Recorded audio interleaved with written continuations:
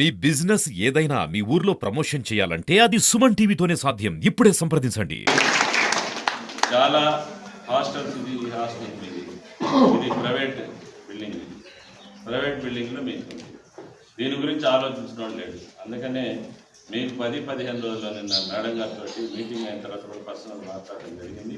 Collector madam గారితో 10-15 రోజుల్లోనే మన హాస్టల్కి స్థలాన్ని కేటాయిస్తామని చెప్పేసి కలెక్టర్ను కూడా మనం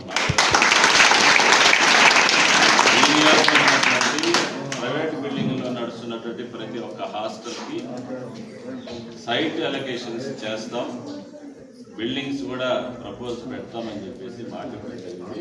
ఇక నేను మాటిస్తున్నా, మిమ్మల్ని స్పెషల్గా మీకు స్థలం కేటాయించడం, అదేవిధంగా మంచి వసతులతో కూడుకున్నటువంటి భవనాన్ని నిర్మించి మిమ్మల్ని జాగ్రత్త.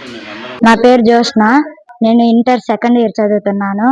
ఎస్సీ హాస్టల్ వసతి గృహం నుండి జనవరి 23న మంత్రి లోకేష్ బాబు గారు పుట్టినరోజున ఎరిక్షన్ బాబు గారు వచ్చి మాకు మాట ఇచ్చారు.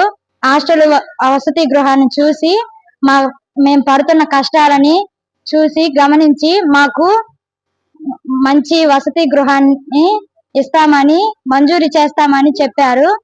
అలాగే ఆ మాట ప్రకారం నిలబెట్టుకున్నారు. నా పేరు అనిత, సెకండ్ ఇయర్ చదువుతున్నాను. ఎర్రగొండపాలెం ఎస్సీ గవర్నమెంట్ హాస్టల్లో ఉంటున్నాను. జనవరి 23న నారా లోకేష్ గారి బర్త్డే రోజు ఎలక్షన్ బాబు మా దగ్గరకు వచ్చి బర్త్డే సెలబ్రేషన్ చేశారు. 200 మందికి గృహం చాలలేదని మేమందరం చెప్పడం వలన ఆ రోజు మాకు ప్రామిస్ చేశారు. ఈ నెలలోపు మీకు ఖచ్చితంగా బిల్డింగ్ ట్రాన్స్ఫర్మేషన్ జరిగిద్దని చెప్పారు. నెల తిరక్క ముందే బిల్డింగ్ ట్రాన్స్ఫర్ జరిగింది. సార్, మా పిల్లల కష్టాలు తెలుసుకొని మమ్మల్ని ఇంతగా ఆదరించినందుకు, ఈ హాస్టల్ అందు ఉండేందుకు ప్రేమను చూపించినందుకు పిల్లలందరి వల్ల థ్యాంక్స్ చెప్తున్నాం sir. My name is Srujana. I'm studying second year inter. నేను ఎర్రగొండపాలెం ఏసీ హాస్టల్ నుంచి మాట్లాడుతున్నాను. జనవరి 23న నారా లోకేష్ గారు బర్త్డే సెలబ్రేషన్ చేయడానికి ఎరిక్షన్ బాబు గారు మా హాస్టల్ దగ్గరికి వచ్చి కేక్ కట్ చేసి బుక్స్, పెన్స్ స్పాన్సర్ చేశారు. ఆ రోజు ఆయన మాకు ప్రామిస్ చేశారు ఏంటంటే, మా ఇబ్బందులు చూసి మీకు ప్రైవేట్ బిల్డింగ్ లో ఇబ్బందిగా ఉందని మమ్మల్ని కనుక్కొని మాకు గవర్నమెంట్ హాస్టల్ స్పాన్సర్ చేస్తానని 6 కోట్లు శాంక్షన్ చేశారు.